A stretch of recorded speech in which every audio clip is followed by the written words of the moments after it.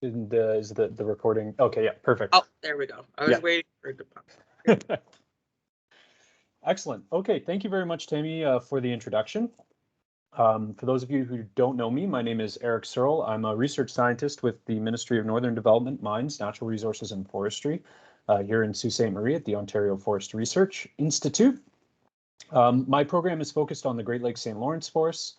If you had any questions or wanted to reach out, feel free to contact me at my email, eric.searle@ontario.ca.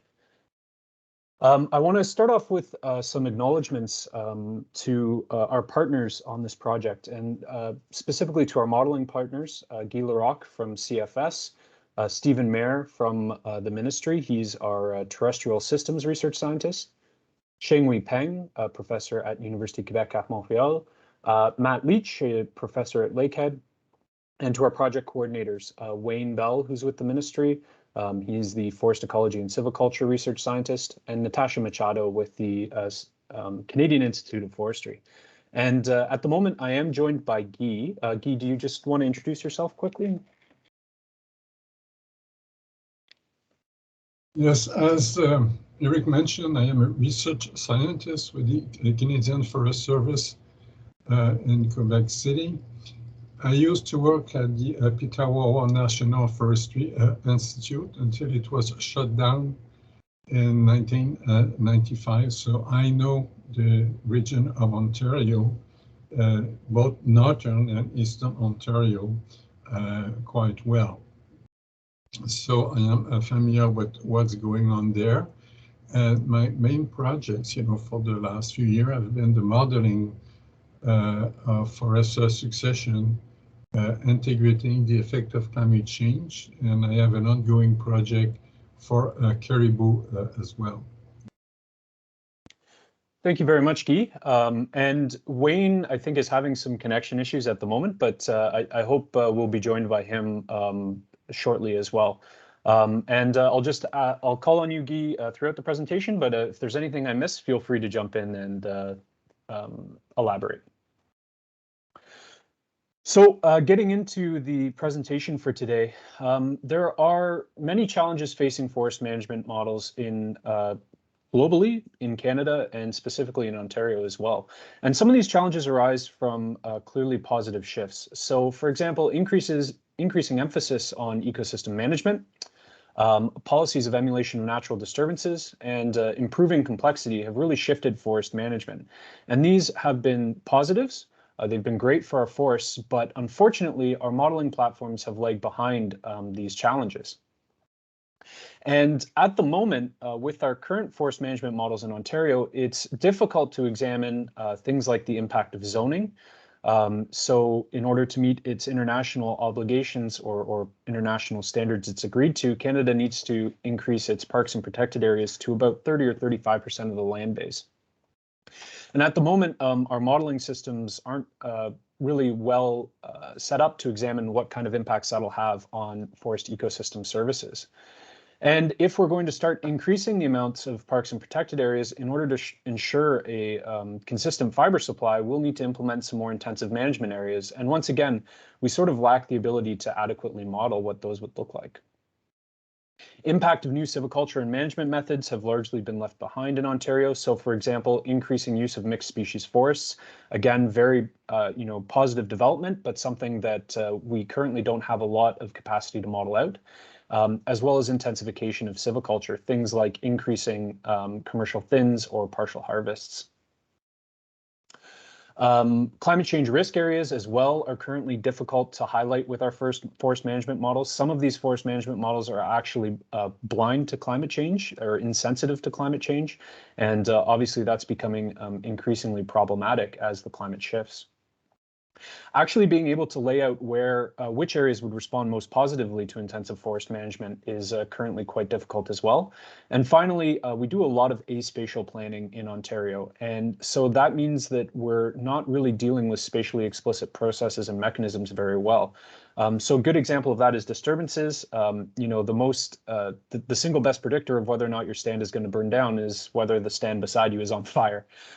So this sort of spatially explicit processes are really important to include in models.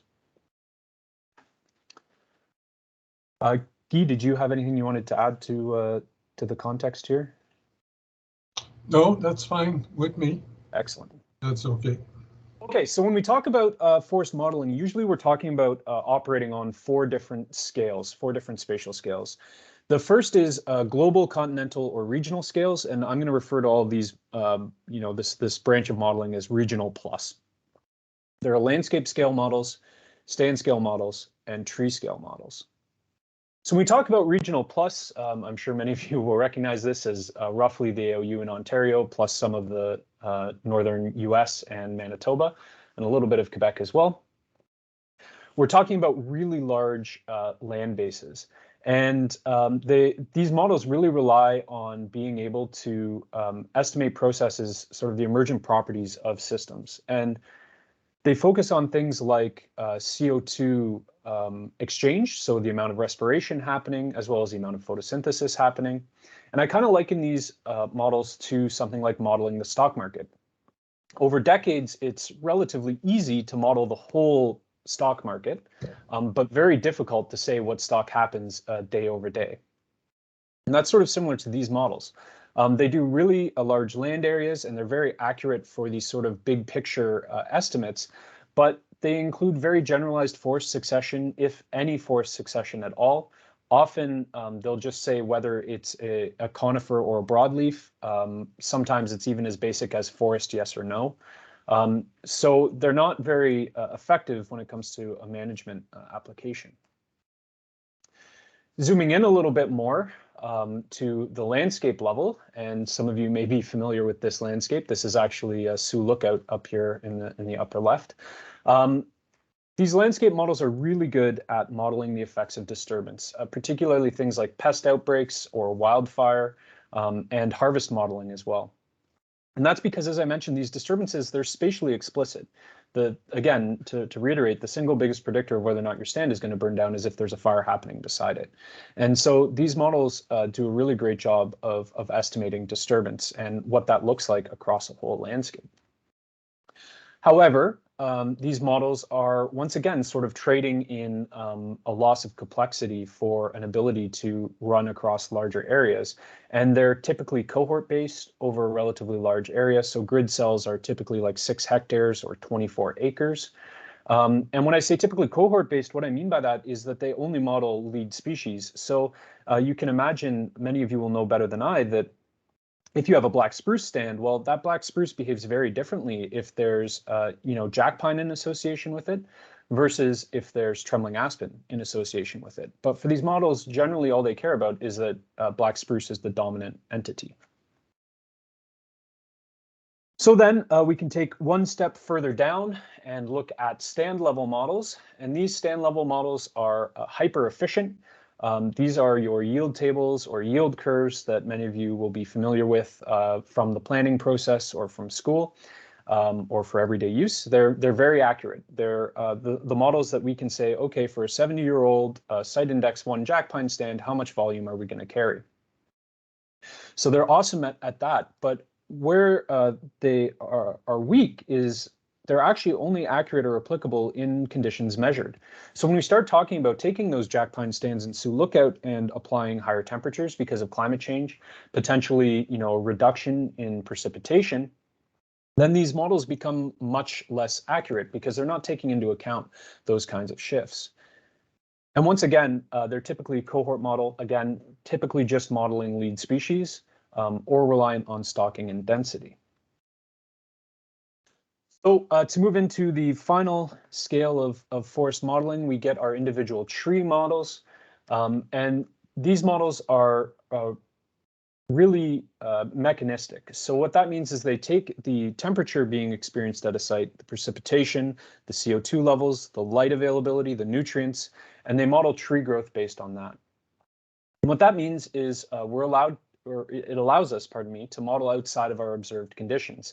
Since we know how jack pine will respond to increasing temperature, and that's directly, modeled in or directly applied in these models, we can say how much jack pine growth will change if the temperature increases or decreases.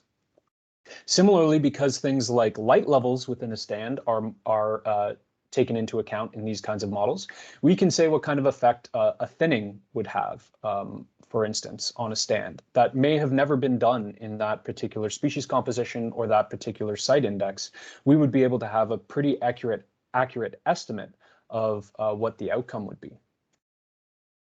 However, with these models, disturbances are hard to model.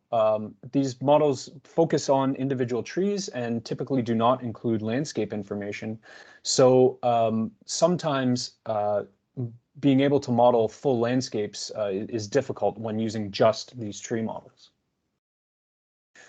So you can probably see where I'm going from, or where I'm headed, which is combining the best of all of these worlds. Why can't we just take the strengths out of each model and put them together? So from these regional plus or really large scale models, we want to use the latest climate projections that will allow us to build more accurate layers than was previously possible. From the landscape models, we want to be able to use their disturbance routines to estimate outbreaks of pests, wildfire risks, and harvesting regimes across broad areas. From those very accurate stand level models, we want to be able to estimate carbon storage and wood quality changes that might change due to species compositions, differences in densities, soils, and climate. And finally, from those mechanistic tree models, we can apply silviculture prescriptions that have never been applied before in Ontario, and grow the forest in between disturbances in a way that's sensitive to changing climate. So to achieve all of this, we essentially need four major inputs. The first is the EFRI polygons. In order to model the forest forward, we need to know what the forest looks like today. LiDAR information, that collection is ongoing. The T2 FRI, which will hopefully provide us with things like hydrological models to be able to assess effects on water quality. Base climate layers, so we know what climate is like today and we can look at how it will change into the future. And silviculture maps, so we know what stands have been harvested or planted or where vegetation management has been applied. We can take all of those, put them all together and sort of produce a snapshot of the forest land base, or at least as close as we can, a snapshot to the forest land base at the present, in today. Once we have that forest land base, we can actually start to model it forward. And the basic high level way this works is that we take our snapshot, our present day forest, we disturb it at the landscape level. So we look for stands that will be affected by wildfire, affected by pest outbreaks, affected by harvest. And that gives us a disturbed forest region. Once we have that disturbed forest region, we can use a mechanistic tree model, which Guy has developed, to apply silviculture and grow these trees forward 1 year. And at the end of the day, what this gives us is the forest estimated 1 year or projected 1 year into the future. We can take that projection and plug it back into the system. Again, calculate disturbances in year 1, grow the trees forward again, and get a forest land base at year 2. Put it back through the cycle, get a forest land base at year 3, and so on and so forth out into the future. From that forest land base at each time step, if we wanted, or at intervals that make the most sense, we can then calculate other ecosystem services and values. So things like wood quality and yield from the Wood Science app, which is developed by Matt Leach at Lakehead University. Carbon storage from the Triplex family of models, which was developed by Cheng-Wei Peng at UQAM. And other ecosystem services like caribou habitat that Guy's been working on quite a bit recently, moose habitat, impacts on water quality, and also effects of reduced herbicide use across the land base. What I really like about this modeling approach, though, is that it's very sensitive to the fact that climate change happens, and climate change happens at different scales. And it allows us to implement the effect of climate change at each scale. So we know, for instance, in some parts of the province that wildfires will increase in their frequency and their intensity. And so we can apply that in our disturbance model. We know that changes in temperature will affect how individual trees grow, and we can apply that in our growth model. and similarly for wood quality, for carbon storage, as well as the other services that we want to derive. Guy, did you have anything you wanted to add to the overall model picture? No, that's fine. That's good. Yeah. Excellent. So for those of you who are, GIS users, at the end of the day, we want to produce these vegetation layers from multiple management scenarios, multiple climate scenarios, and be able to look at what Ontario's forests will look like in the future under things like business as usual climate change, more optimistic climate change scenarios where maybe we hit net zero by 2030, and a little bit more pessimistic scenarios where maybe we hit net zero by 2050. We can look at management outcomes where we increase parks and protected areas, where we put parks and protected areas in specific locations, where we increase intensive forest management, where we don't, so on and so forth. You can imagine that there are many possible iterations that we could use to apply to Ontario's forests. So then to wrap all of this up, coming up here close to my 20-minute time, the overall outcome of this model, our hope, is to have vegetation layers that are grown at the individual tree level, disturbed at the landscape level, and forced by climate at the regional level.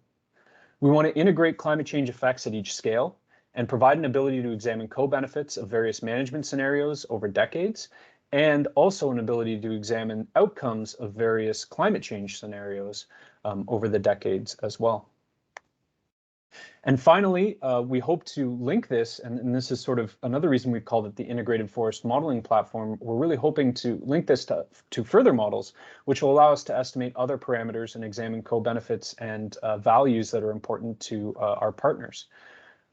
Things like wood quality, yield, and carbon intensity I've already talked about, but any other outcomes that are desirable. So examples, again, of habitat modeling for caribou and moose, harvesting and silviculture effects on tree diversity, response to reduced herbicide use, and potential effects on water quality as well. We also want to be able to produce climate risk maps and highlight areas that are at risk to climate change, but also areas that might benefit from climate change or may benefit favorably to intensive management in the future.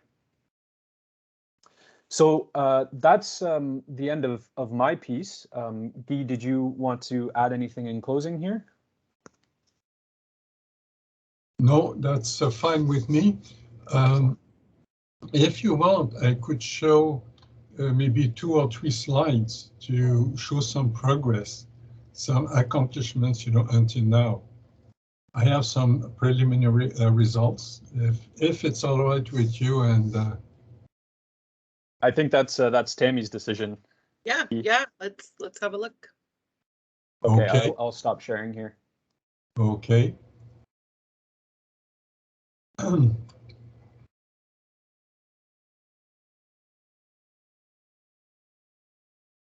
Okay, I guess you see my PowerPoint presentation, the title, Modeling the Effect of Climate Change. Okay. Yes. Yeah. Just I want to show is that, there are some preliminary results. Okay. Now, as Eric mentioned, effectively, the model have been developed in Xelink CFS. Now I have developed routines to predict what will be the effect of climate change.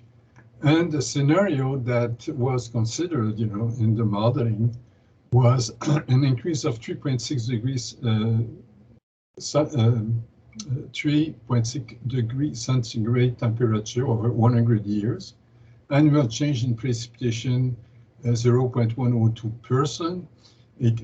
Now, actually, the current CO2 level is 413 ppm, and we may expect an annual increase of 2 ppm. And these values comes from the climate class for Northern Ontario. And in fact, in some cases, they even predict that the increase in temperature might go as high as 6 degrees centigrade. But in any case, what I have here are some results for the species currently found in the boreal forest for black spruce, balsam fir. Now, as you can see, you will see that black spruce decrease its presence. maybe 40 years from now. That's also the case for Balsam Fir, but it is about 40 years from now, and it will be more pronounced, than for black spruce. Same thing for white spruce. Jack pine will not change very much. On the other hand, trembling aspen will increase its presence, white birch as well. Balsam poplar will remain about the same, and northern white cedar, will have a strange behavior. We see an increase, but effectively it decreases after a long period, and that's probably due to mortality, because white spruce is not that much present. At least these were for results from using sample plots. We had close to 400 sample plots, to make the simulations. But as well, now one thing from that, we know that for some species, black spruce, balsam fir, and white spruce are very important commercial species. And if we see, their presence decrease over time, that may affect, the habitat over there, the forest habitat over there, and as well, the commercial activities. But now, how we proceed? Eric mentioned about EFRI and as well LiDAR data. The way we proceed, because we have two ways to go and initialize the model. We can use sample plot data, but as well, we can use EFRI data that we can obtain from a forest polygon. This is an example for a subregion, in Ontario. So we created an application that creates, input file for the model for Zelix CFS using polygon data, and the application is called Ontario EFRI tree list generator. So that's all I wanted to say. So yeah.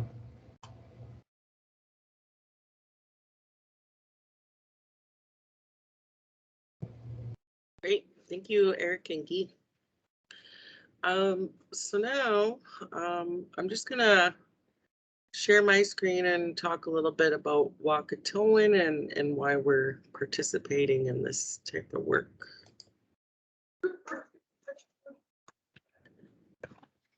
Why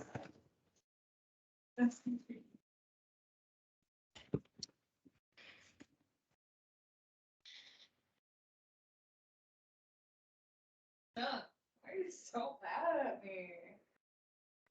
So mad at me. Everybody see that?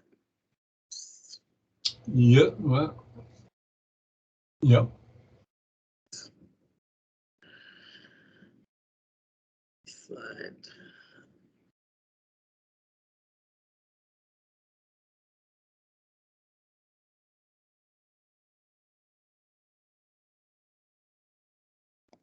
Okay.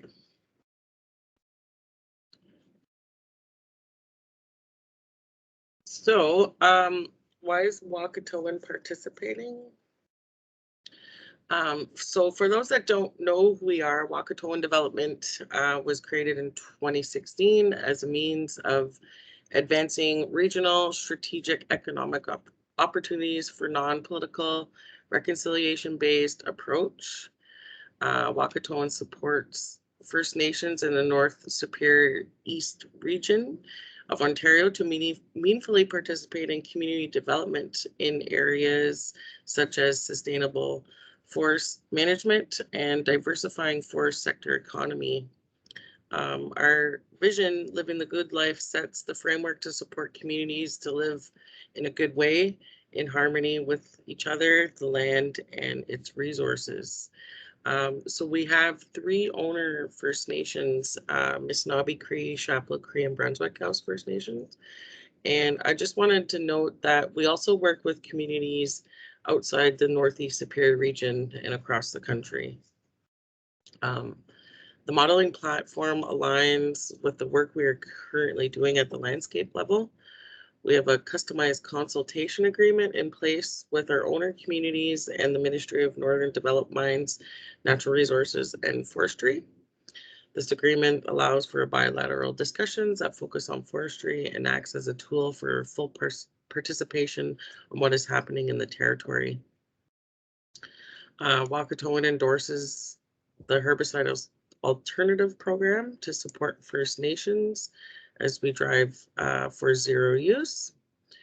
We are currently involved in moose management to safeguard healthy populations for future generations.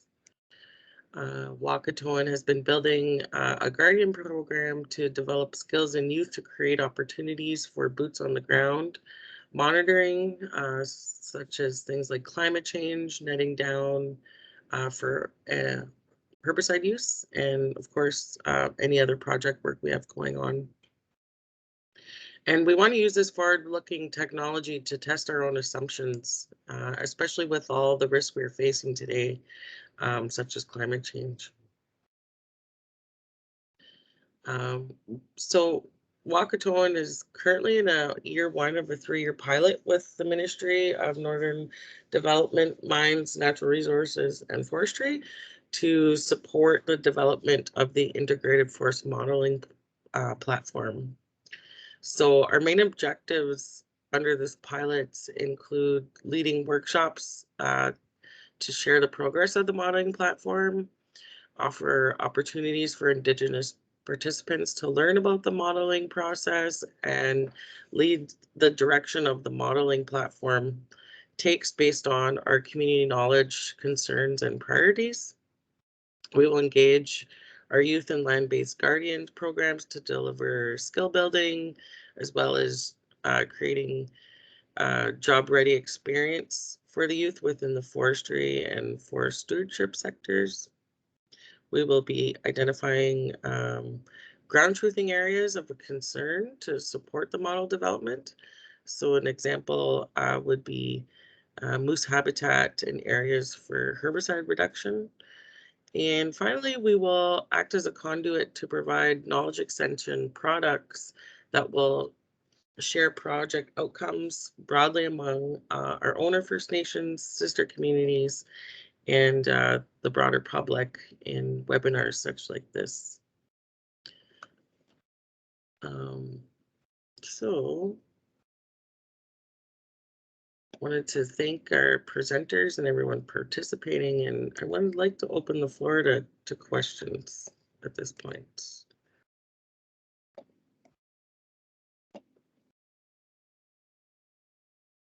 So I'm going to stop recording actually before we get into questions.